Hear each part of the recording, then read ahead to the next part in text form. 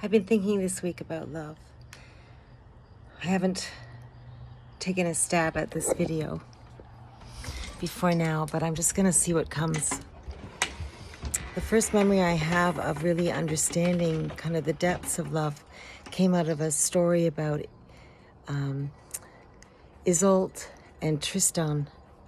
It's a myth, and the story goes that she falls madly in love. She finds the man of her dreams, and she can keep him and love him as long as she wants, as long as she promises not to look at him.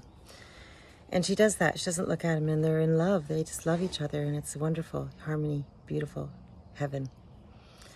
And then the people around her, friends and family, say, "Hey, aren't you curious? Don't you want to look at him? Like, you should look at him. You're sleeping with this guy. Like, look at him." So finally she decides she's going to look at him.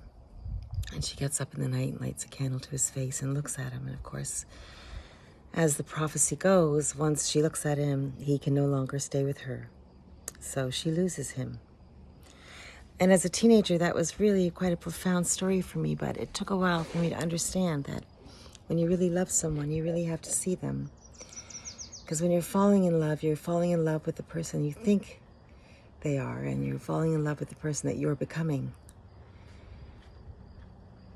But then you're blinded in a way.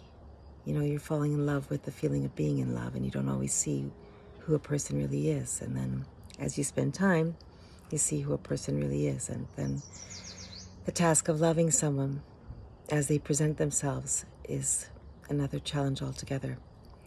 So a lot of people break up and they fall in love, and when they fall out of love and they have to look at each other, they break up and look for someone else. And we're kind of longing to find this Hollywood fantasy of what we think being in love is. So that's the romantic love. And then there's the big love, love as I am love, God is love, love is eternal. These are questions that I'm thinking more of than the romantic questions of love, And because I lost my son, and it's been in every bereavement card I've received, love is eternal. You always have love. And so at first I can't understand that. Like, I don't have my son. I don't have my son to love. How can love be eternal? I mean, now I'm forced into the reality that love is eternal because he's gone, or he doesn't have a body, and I still feel of so much love for him. So in that way, love lives on. I think love is when the boundary between self and other transcends, and we see that we're not so different, and yet we are different, and we're made different. We're made to express ourselves differently so that we can be more whole together. I think it works something like that.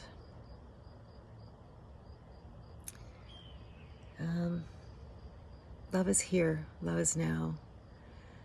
Love isn't always on the surface. Love is not attachment. Loving someone means allowing them to live in love without you if that's what's best for them. So those are my thoughts on love.